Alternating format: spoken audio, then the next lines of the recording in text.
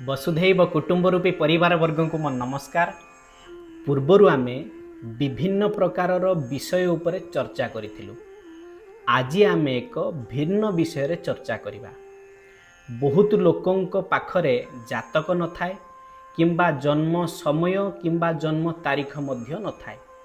तेबे सेमाने केमिति जानिबे, तांकर जन्म समय केमिति जानिबे? आज आमे जानिबा निज नेत्ररु अर्थात नेत्र लक्षण जन्म समय केमिति जानिबे। अर्थात बहुत लोक जन्म तारीख जानी थांती किंतु समय जानी न थांती, अर्थात समयटा मने न थाए। तेणु से क्षेत्र रे आपण निज नेत्र लक्षण जानी पारिबे आपण को समय रे जन्म होइचंती। तेणु आसंतु जानिबा। ता पूर्व जो माने मो चैनल को सब्सक्राइब करना दयाकोरी सब्सक्राइब करंतु एवं लेटेस्ट वीडियो पाइबा पई पाखरे थिबा बेल आइकन को प्रेस करंतु।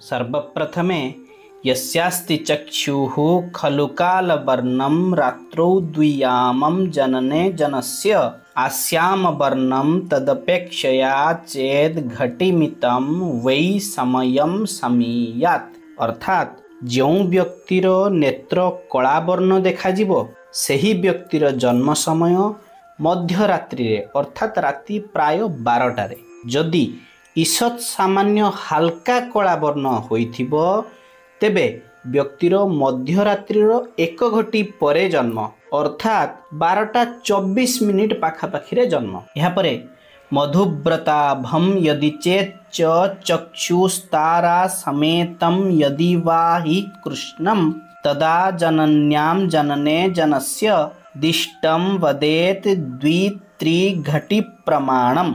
अर्थात जो व्यक्तिर नेत्र महुमाछी भली किंबा तारा सह कला वर्ण मिश्रण रे हेबा वर्ण रूपी देखागले रात्रि 2 या 3 घटी रे जन्म अर्थात अर्धरात्रिर 12:48 रु 1:12 मध्य रे जन्म। एहा परे यन्नेत्र तारा परितः सीताढ्या सा केवला वा विशदा सनीला रात्रौ वदेत वेद घटी प्रमाणम निरूपयेद वाण घटिमितं वा। अर्थात जो व्यक्तिर नेत्रर चारि पार्श्वरे धला किंबा नीलवर्ण किंबा नेत्र संपूर्ण सफा देखा जाए तेबे व्यक्तिर जन्म रात्रिर 4 किंबा 5 घटी रे अर्थात राति 1:36 रु प्राय 2टा मध्य रे जन्म। यहाँ परे यलोचनस्था खलुचार्धनीला तारा भवेद्वै सीता सपीता प्रातवदेच्छास्त्र घटिमितं वा प्रकाशयेत 7 घटी प्रमाणम। अर्थात जो व्यक्तिर नेत्रर तारा नील सफा हलदिया होइथिबो तेबे सही व्यक्तिर जन्म प्रातः 6 घटी रु 7 घटी मध्य रे अर्थात प्रातः 2:24 ठारू 2:48 मध्य रे। जदि से दिन सूर्य उदय 6टारे होइची तेबे 8:24 रु 8:48 मध्य रे व्यक्तिर जन्म। यहाँ परे यस्याक्षितारामणि रेव नीलो ह्यको हि मिश्रो मणिभागको वा रात्रौ वदेत 8 घटी प्रमाणम निरूपयेन्नंद घटिमितं वा। अर्थात जो व्यक्तिर नेत्रर तारामणि नीलवर्ण किंबा मणिभाग केवल मिश्रित वर्ण होइथिबो तेबे व्यक्तिर जन्म समय रात्रिर 8 रु 9 घटी अर्थात राति 3:12 रु 3:36 मध्य रे प्राय होइथिबो। एहा परे चक्षुः समस्तं खलु नीलवर्णं क्षुद्रं सुचिह्नं यदि वा समीपे रात्रौ वदेत दिग्घटिका प्रमाणम तथा दिशो दिश घटिमितं वा। अर्थात जहार संपूर्ण नेत्र कला वर्णर एवं नेत्र पाखरे छोट छोट चिन्ह होइथिबो तेबे सही व्यक्तिर जन्म रात्रि 10 घटीरू 11 घटी मध्यरे अर्थात राति 4टारू 4:24 मध्यरे प्राय जन्म। एहापरे नेत्रम यदि ईषद हरितम च यस्य दिष्टम वदेत सूर्य घटी मितम वै अर्धम पलासम यदि वा अर्धनीलम कालम वदेत द्वेक घटी मितम वा अर्थात जहार नेत्र ईषद हलदिया सेही व्यक्तिर जन्म राति 12 घटी अर्थात प्राय राति 4:48 रे जन्म।